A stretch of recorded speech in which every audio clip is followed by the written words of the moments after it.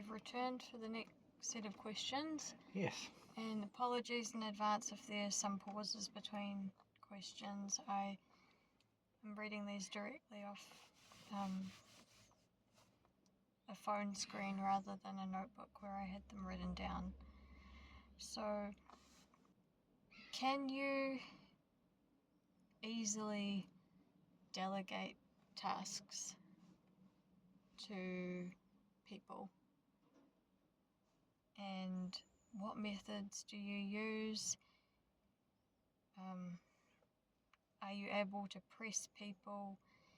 And if so, how does it happen? So, yes, I find it relatively easy to delegate jobs to people. And I do it not by telling them do this, do that. It comes from a more of a tone of the voice and asking, like, Carl, John's away today. I really need you to take his class if you can. Are you doing anything? But previously to that, I probably would have checked to see if Carl was actually free and have a quick glance around to maybe see who else I can use at the same time so I can have a backstop. But normally I think I will have the understanding of people, the the respect of people that they will do things for me because I'm genuine when I ask. Based on what you've said, it sounds like you don't often get yourself into situations where you need to press someone, but you know, there will be scenarios where people are reluctant to do the things that you're asking. Yeah. So, I mean, can you and have you pressed people who are unwilling or reluctant? I think I have. It's not very often. But again, I think, and the reason probably why I can't remember very many instances is because I don't have to do it very often. So if I ask someone to do something, it'll always come from an asking tone first, and if they not refuse, but if they refuse or say no, I can't do it, I don't want to do that or whatever, then if I've got a backup, I will use it, but then I will also press a little bit harder for that person to say, oh, I would really need you to do that. I don't want to have to tell you to do it. So I would use that scenario. And normally when I say, I don't want to have to tell you to do it, I'd really like you to do it if you can, it'll help me out. That normally works. So that's my step 2 of getting there. Step 1 is just sort of asking them. Step 2 would be that one, and then if I have to go to step 3, it would be, sorry mate, you're going to have to do this because I need you to do it and there's no one else, so you're just going to have to. How do you feel about doing that? Is that, is that unpleasant thing for you? Like, do you feel anything about it in particular, or is it just annoying? Or Firstly, it'll probably be annoying that I really had to get to step 3 in the first place. Yeah. Because I would have liked that person to have taken me up on my first one. Right. So yeah, that would be annoying, but it's also difficult because sometimes I would understand why a person doesn't want to do it, because I've probably been in those sorts of scenarios before. If it's something you feel uncomfortable about doing, then yeah, I sort of understand. So it does difficult. I don't know whether it's a good trait or a bad trait, but like I can always seem to see the other side of people's stories. Like, yeah, I sort of get it in a way why they might not want. So yes, firstly it's annoying, but it is difficult. I don't find it easy to do. How do you protect yourself and your interests? I mean, that's sort of a very open question. Well, but it's a pretty hopefully- open question, but like, let's have a go at it. Yeah. I'm thinking this might be like, how do you protect your lifestyle, something you've chosen to do, something you like doing, people that you like to associate with, how do you protect that?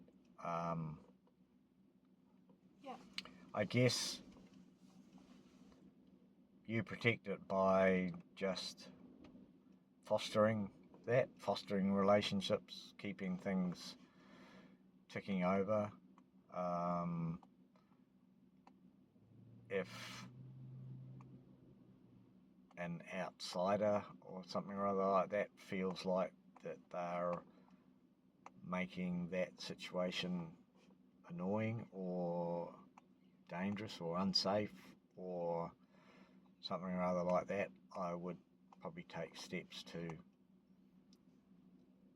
either change that person, the way they think about what they're doing, or probably disassociate myself from them to protect what I've got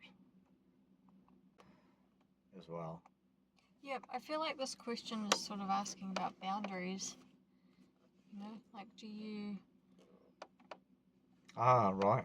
you know, like how do you protect yourself and your interests? It's kind of like personal boundaries. By setting up personal boundaries. Yeah, how much do you allow people to, you know, like dictate what you're doing or not doing? Yeah, I guess that's what I started to talk about, I guess, but I didn't think of the word boundaries, but That's just, you made me think of that, what you were saying. Yeah. So I guess I do set up boundaries, but they're probably personal boundaries that no one else knows about.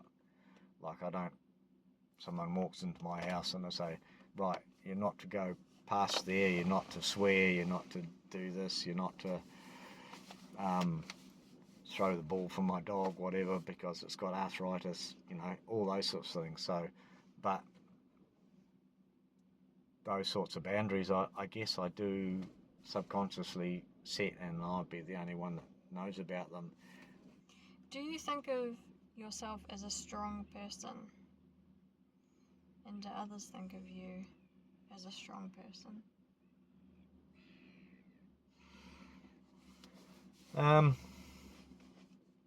I think I'm pretty strong, but not overall. I've probably got some weaknesses, or I'm strong when it comes to, I think I'm pretty strong when it comes to support, whether that be family, friends, partners, whatever. I think I'm pretty good at and strong with that because I want to. It's not because you feel that you have to support people. You just do because that's what you do. So, am I strong in standing up to people in my own way? I think I am. I think I'm pretty strong at putting up with a lot of rubbish and ignoring it. Is that strong? Yeah, because you're not going to stop that sort of stuff happening in the wide world, or in your workplace, or even in your private life. So I think I'm pretty strong in trying to make things work, make things happen, and keep the peace. Yeah, I've got some add-on sort of questions. Are there any signs of a strong person, and why do people listen to one person and not so much to another, in your opinion? Yeah. Are there signs of a strong person? Yeah, I think there is, but it's not necessarily the person that everybody seems to follow. And we can get examples of world leaders in the past who were followed into the depths of hell, really, in some cases. But they were not necessarily strong, but they were more threatening, probably. So I think people tend to follow someone who maybe could be threatening, but they tend to follow them because they think if they're on side of someone who's threatening, then they're safer that way. Okay, so if you're saying that someone who's threatening is not necessarily strong, so what are the qualities that make the person who is not threatening strong? Okay. Yeah, so I think maybe good ideas, personality, and I don't necessarily, because I don't really know what a strong personality is, so it's going to be hard to sort of like do that. But if you've got a personality where you're approachable, you give good advice, people go away from you going, oh, actually that was good advice, that was a good idea. You build up a strong mental aura around you, and I believe that even sometimes people can see that in you before you even talk. If you come into the room, you have this aura around you that goes, that person carries himself well, as opposed to some people who come into the room and just start taking over the conversations in a meeting or something straight away and force their ideas onto others. Yeah, I don't think that's necessarily a strong person, but because they're putting them out there, people tend to follow along somehow. Yeah. I've got some leaders that are supposedly strong, but they're not. Their ideas are no better than anybody else's. If you gave other people a go at what they're doing, I think they would be stronger leaders by gaining respect rather than being told what to do and how to do it. Yeah. That was a really good answer, thank you. We'll just wrap up that section now and move on to the next one, so just take a brief break. Okay, so we've just got a couple more sections to go. Yep. Thanks for listening if you've made it this far. Yeah. If you haven't, you won't hear us talking about it. I'm not sure how this is worded because I think it has been translated to English, but let me know if it doesn't make sense. Yep. Can you justify somebody's bad behaviour by thinking that they weren't taught how to behave otherwise? Ooh. I guess in some cases you can, but you'd have to have a pretty good background on them to actually know that, I guess. I guess if someone is lacking a bit of manners and they swear a lot or something or other like that, then maybe that could be the life that they're used to and brought up in, and to them it's the norm within those own areas. But then these days it's pretty hard to not know what's right and wrong and not know what's good behaviour and bad behaviour for the average person. I didn't want to say the normal person because I'm still not sure what normal is, so I just say the average person. In some cases, bad behaviour is like not an excuse, but it can be affected by drugs, alcohol, things like that. And although that behaviour is not acceptable, it's maybe understandable why it's happened, but it's still not acceptable. And then there's obviously people with mental health issues and Down syndromes and things like that. That behaviour is a little bit out of the ordinary, or bad behaviour if you want to call it. That it's pretty obvious why they're displaying this behaviour. It's still not acceptable, but that means you've got to know the background of that person, so therefore they've still got a little bit of learning to do, or help they need, or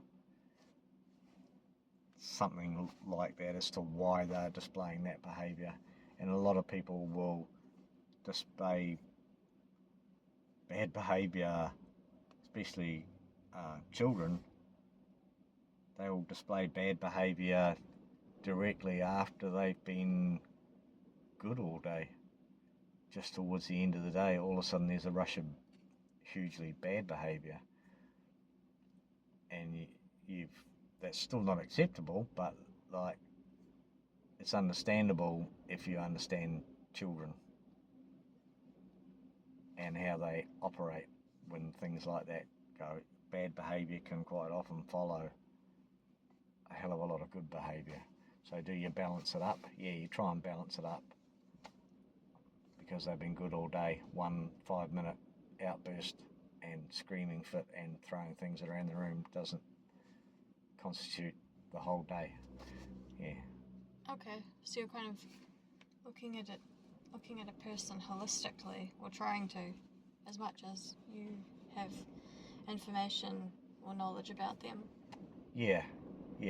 I mean, some people you got no knowledge about, and they'll just come in and paint all over something, or kick door panels into people's cars and scratch them and do all that sort of stuff. But well, why did you actually do that? You mean you're asking them, or you're thinking to yourself? Well, yeah, thinking to himself, because quite often they're not around, they've gone. Yeah. But so you're thinking that to yourself, but then if you happen to catch people in the thing, and of course I'm in the work where you possibly could catch people in the act of doing that sort of stuff. Yeah. You just got to find out the reason why. It's no use actually punishing them for something, standing them down, do whatever, for something that could have been, a really horrendous last 24 hours for them. I'll just do perhaps one more question from this section, which is, could you give a person the silent treatment, and how easily do you forgive people? Silent treatment is pretty nasty. I never given a spouse or a child or anything like that the silent treatment, because do feel it's really the ultimate in disrespect, because you're not willing to communicate or to explain or to have them explain or something like that. I just think that is the ultimate disrespect. I have given people the silent treatment, but it's more like I really don't want to talk to that person because they've really done me a big injustice, and I'd rather disassociate that person from my life. So therefore, I really don't want to talk to them. Yeah. But if they come up and talk to me, I probably still wouldn't give them the silent treatment, but they'd probably get the idea that I don't want to talk to them. Yeah, because I think the silent treatment is more relevant when the person that you're giving the treatment to is aware that you're doing it, because then it's sort of like teaching them a lesson or making a point. Like if the person's sort of just left your life already and they don't realize, then it's almost like not the silent treatment. It's kind of just moving on and forgetting that person's, or trying to forget that person's role in your life. So but I guess, like even if you're not giving the silent treatment, sometimes your manner of speaking can kind of convey how you feel about them, really. Even if it's hard to cover up.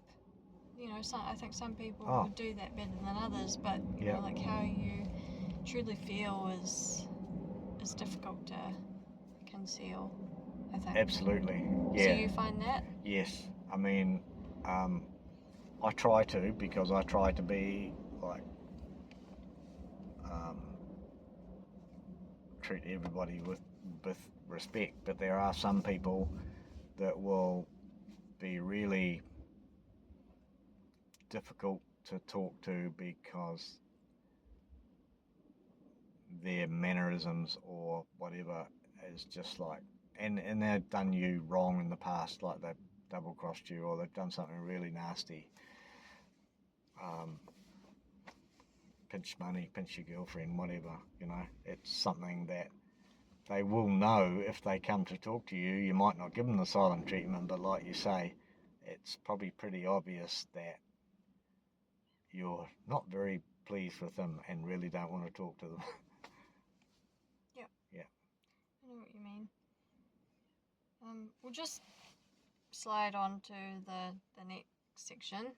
Mm-hmm. After that, we've actually still got 2 more sections to go. Wow, Yeah, more than I thought. You've lasted well as an interviewer.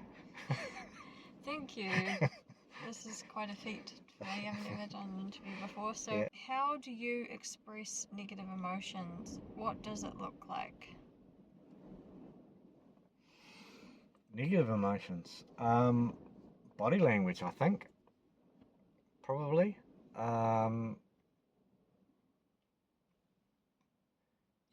I think I would express them in body language like some people will express them verbally. Yeah.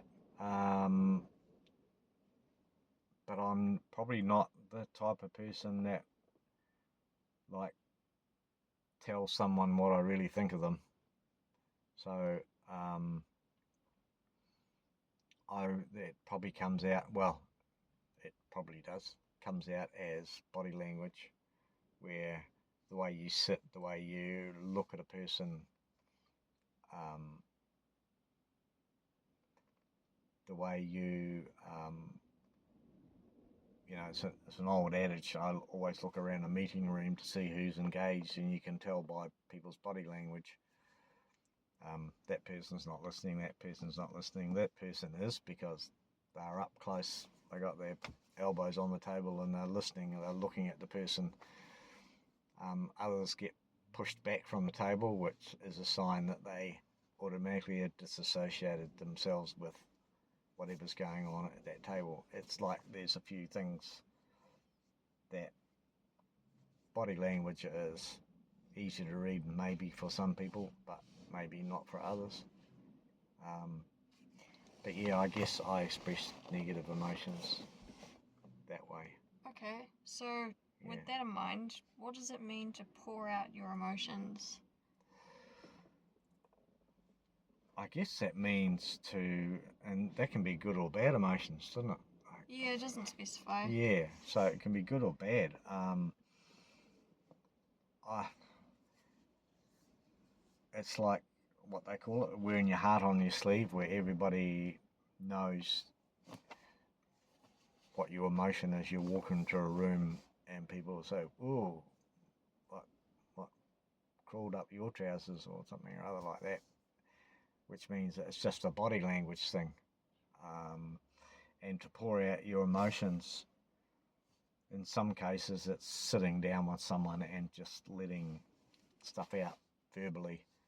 And I think that's probably what is more about pouring out your emotions, is sitting there with body language, and that could be tears, it could be laughter, it could be whatever that emotion actually is, but also talking about it and just pouring out those Okay, so good or bad emotions.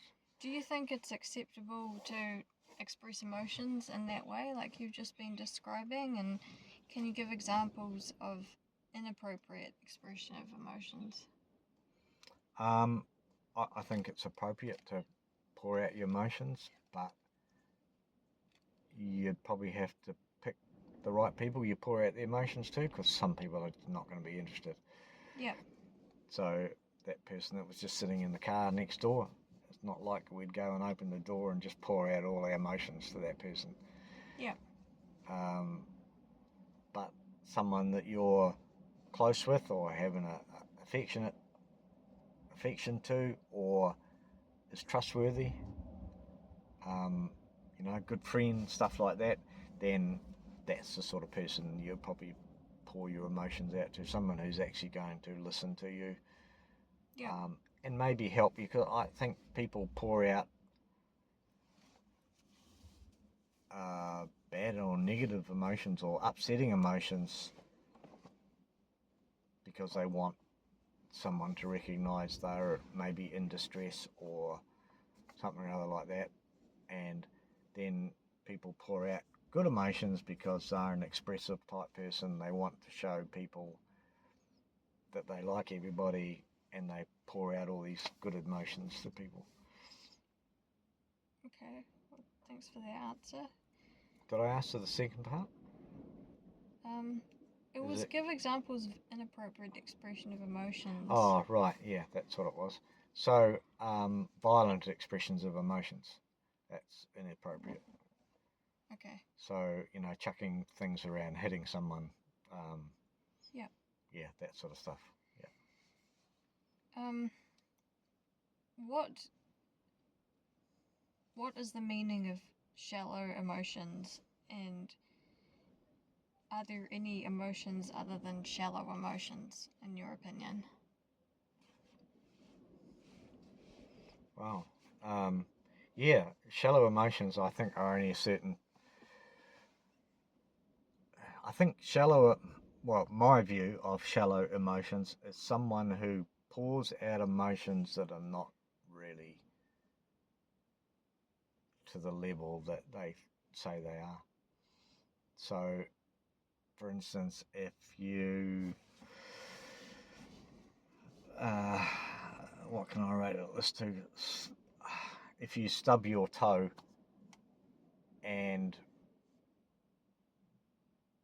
you just pour out all these emotions and the pain and everything like that, when the pain level is not actually that great. And to me, that's pouring out shallow emotions, which is making a bigger thing of something than it really is. Which seems funny for shallow, think it would be smaller, but yeah, that's what I feel it is. So, are there other emotions other than shallow emotions? I guess I've just said, yeah, there is. Okay. Yeah, because the shallow ones are sometimes emotions that are not really there, but they're just a person is acting them out. Yeah. Yeah. Not feeling it, really. Not feeling it, yeah. And you get that vibe too, I believe. If someone's pouring out emotions to you, you go, they're just putting all that on, you know. It's Right. like, I think some people are intuitive enough to actually pick that up. Yeah. Yeah. Oh, here's a good one. Does your internal emotional state correlate with what you display externally?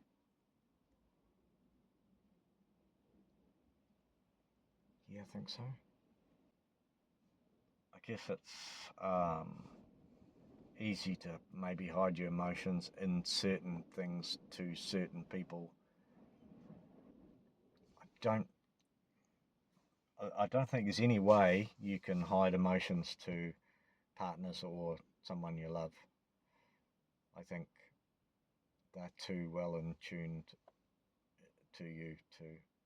Yeah, because what you're saying about becoming one. Yeah. So yeah, that makes people easier to read. Yeah, Sort of. and not necessarily, but like I think if easier to read, but because you feel those emotions, because you are sort of turning into one or are one, Yeah. you actually feel those emotions as well. Right. That's cool. Yeah. Yeah, I thought those were really good answers for that Thank you. section, or those two sections. Yeah. So we're just going to take a break again now, or mainly the interviewer is going to take a Yeah. break. Thanks.